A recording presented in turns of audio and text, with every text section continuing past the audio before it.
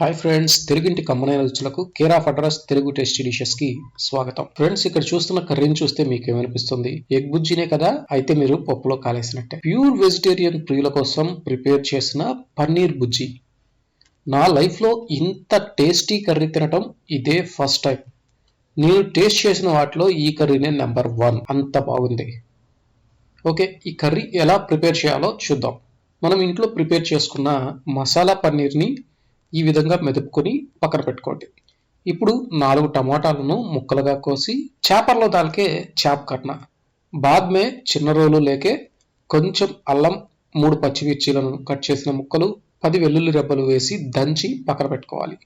ఇప్పుడు స్టవ్ పైన బాటిల్ పెట్టి ఆయిల్ వేసి వేడయ్యాక కొంచెం జీలకర్ర వేసి వేగాక మనం దంచుకున్న అల్లం, వెల్లుల్లి, పచ్చిమిర్చి మిశ్రమాన్ని వేసి పచ్చివాసన పోయేదాకా వేపుకొని 3 ఉల్లిపాయలను తరిగిన ముక్కలు వేసి కొంచెం సాల్ట్ వేసి దోరగా వేగనివ్వాలి.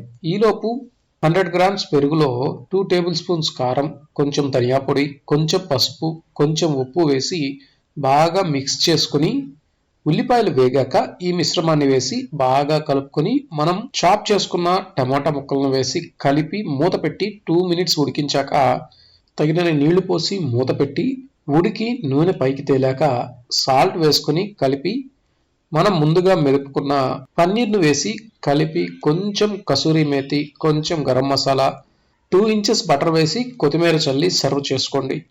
ఈ కర్రీ బటర్ నాన్, చపాతీ, పుల్కాల్లోకి చాలా చాలా బాగుంటుంది. మీరు ఉప్పు వేసేటప్పుడు ఒకసారి చెక్ చేసుకొని వేసుకోండి. ఎందుకంటే పన్నీర్లోనూ సాల్ట్ ఉంటుంది, బటర్లో కూడా సాల్ట్ ఉంటుంది. నెక్స్ట్ వీడియోలో బటర్ నాన్ ఎలా చేయాలో చూద్దాము. ఈ 2 కలిపి తింటే టేస్ట్ అయితే సూపర్ గా ఉంటుంది. మీరు కూడా ట్రై చేసి టేస్ట్ ఎలా ఉంది అనేది కామెంట్స్ లో చెప్పండి. అలాగే మీకు గనక ఈ రెసిపీ నచ్చినట్లయితే లైక్ చేయండి, షేర్ చేయండి, కామెంట్ చేయండి, అలాగే సబ్స్క్రైబ్ కూడా చేసుకోండి. హిందీ సినిమాకి తెలుగు సబ్ టైటిల్స్ లాగా భాష ఏంట్రా? అనేక ప్రాంతాలు ట్రాన్స్ఫర్ హోకే భాష కిచిడి కిచిడి హో గయా బా.